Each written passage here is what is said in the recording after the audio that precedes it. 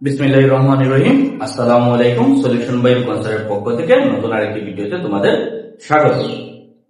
আজকে আমরা নবম দশম শ্রেণীর রসায়নে খুবই গুরুত্বপূর্ণ একটি বিষয় ইলেকট্রন বিন্যাস নিয়ে আলোচনা করব।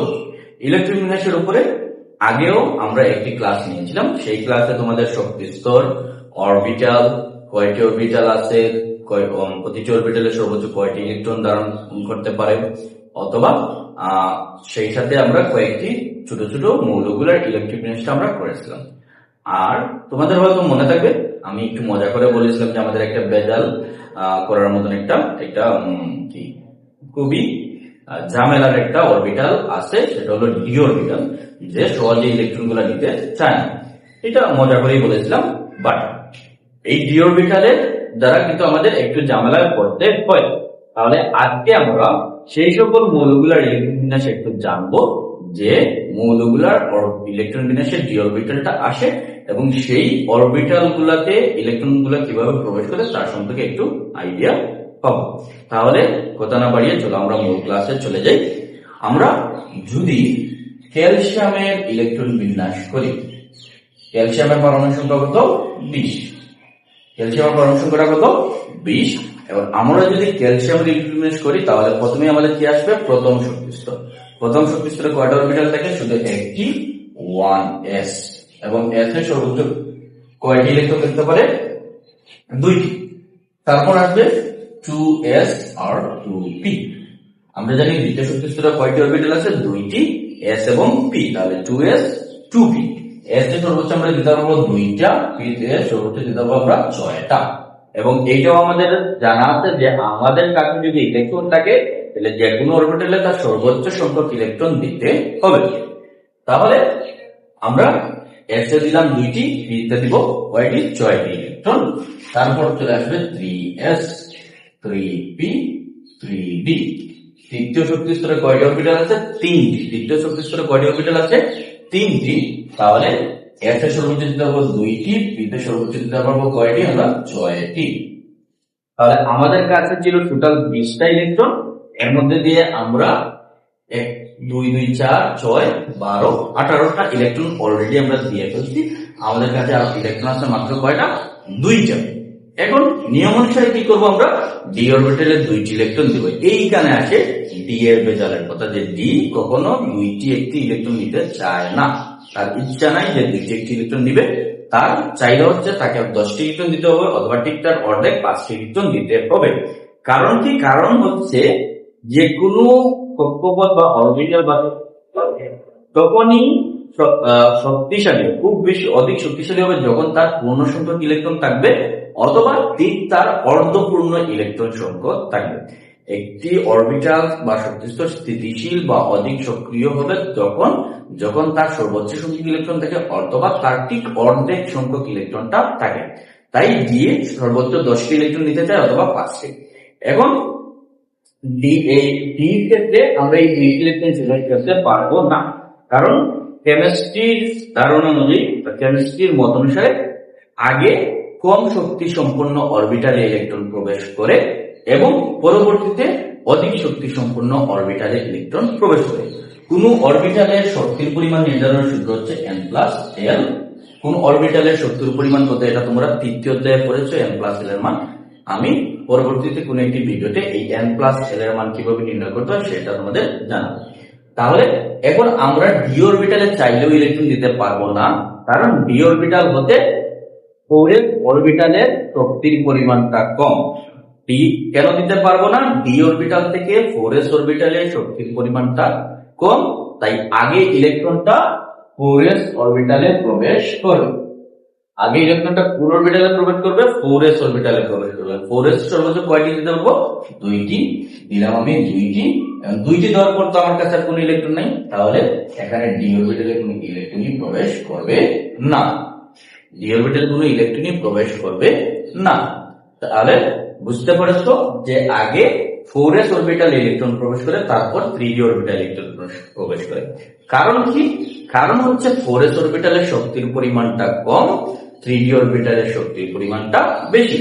এবং মৌলগুলোর ধর্ম হচ্ছে যে অরবিটালে শক্তির পরিমাণটা বেশি সেই অরবিটালে আগে ইলেকট্রন প্রবেশ করে না, সেই অপারেটর পরবর্তীতে ইলেকট্রন প্রবেশ করে এবং যে অরবিটালে শক্তির পরিমাণটা কম আগে, যেহেতু 4s এর কম, 4s এ আগে ইলেকট্রন প্রবেশ করে, 4s ইলেকট্রন প্রবেশ করার পর আর ইলেকট্রন নাই, তাহলে কি করবে? 3d তে কোনো ইলেকট্রন প্রবেশ করবে না।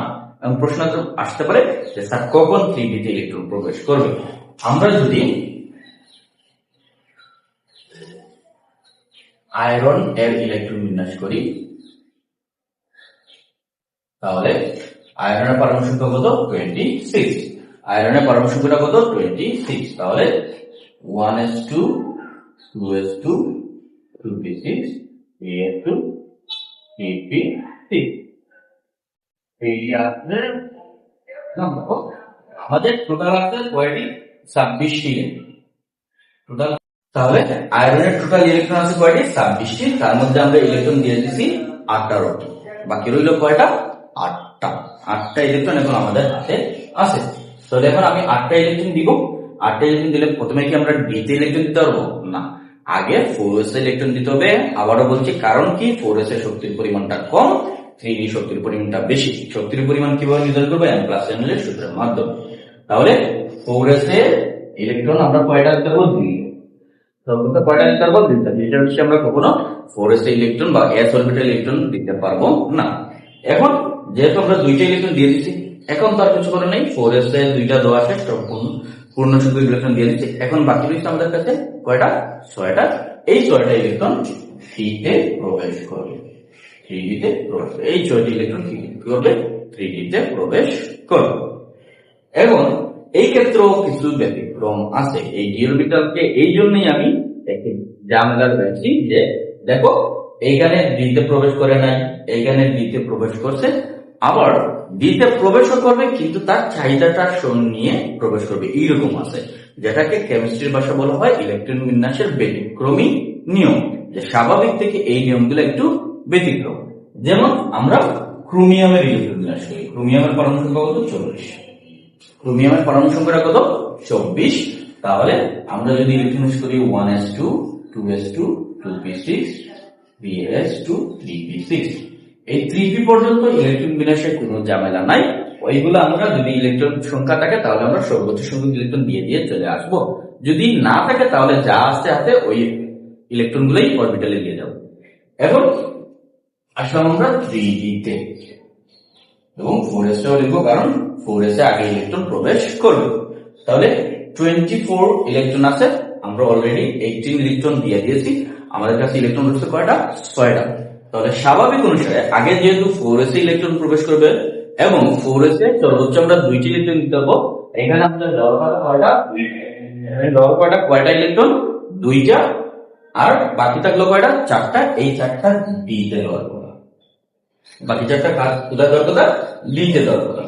এখন ডি তে 4টা যখন আমরা দিতে যাব, তখন ডি কি বলবে?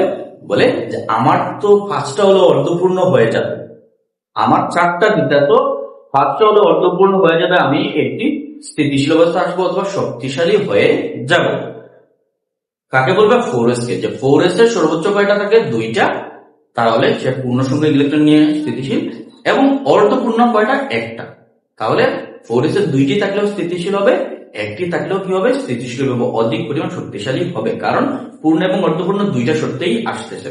তাহলে তুমি যেহেতু 1টি ইলেকট্রন নিয়ে অর্ধপূর্ণ স্থিতিশীল হতে পারবে, আমাকেও 1টি ইলেকট্রন দিয়ে দাও, আমি 5টি নিয়ে অর্ধপূর্ণ স্থিতিশীল হয়ে যাব। তাই এই ক্ষেত্রে এই ইলেকট্রন বিন্যাসটা না হয় এটা নিতে হবে 3d5 2s1। তাহলে ডি অরবিটালটা 5টা ইলেকট্রন নিয়ে অর্ধপূর্ণ হলো এবং 4s অরবিটালটা 1টা ইলেকট্রন নিয়ে অর্ধপূর্ণ হলো। শুধু এই মূল না, আরেকটি মূল আছে, এবং এটা হলো part 29। 1s2 2s2 2p6 3s2 3p6। এখন নরমালি যদি আমরা ইলেকট্রন বিন্যাস করি স্বাভাবিক নিয়মে, 4s এ আসলে 2টি, তাইলে টোটাল গেল কয়টা? 10টা 20টা। 18 আর 2 টোটাল গেল কয়টা? 20টা। বাকি থাকলো কয়টা? 9টা। তাহলে ডি তে থাকার কথা কয়টা? 9টা। এবং 9টা যখন আমরা দিব তখন আবার সেই তার ঝামেলা কি করবে? যে আমার তো 10টা হলে শক্তি স্তরটা পূর্ণ হবে, আমি শক্তিশালী হয়ে যাবো। 4s কে বলবে যে তোমার তো একটা হলেও তুমি অর্ধপূর্ণ স্থিতিশীল হবে, তাহলে একটি ইলেকট্রন আমাকে দিয়ে দাও। তাই এই ক্ষেত্রেও কি করবে? 3d নেবে 10টি ইলেকট্রন, 4s নেবে 1টি ইলেকট্রন। তখন 3d টা 10টা ইলেকট্রন নিয়ে পূর্ণ সংখ্যক ইলেকট্রন নিয়ে স্থিতিশীল হবে এবং 4s টা 1টি ইলেকট্রন নিয়ে অর্ধপূর্ণ হয়ে স্থিতিশীল হবে, অধিক শক্তিশালী হবে। তাহলে এই গেল ডিটা। তাহলে এইরকম তোমরা ডির সাথে বিক্রিয়া করে তোমরা স্ক্যান্ডিয়ামের ইলেকট্রন বিন্যাসটা করো এবং এটা কমেন্ট বক্সে জানাও। আমি দেখি তোমরা কতজন স্ক্যান্ডিয়ামের ইলেকট্রন বিন্যাসটা করতে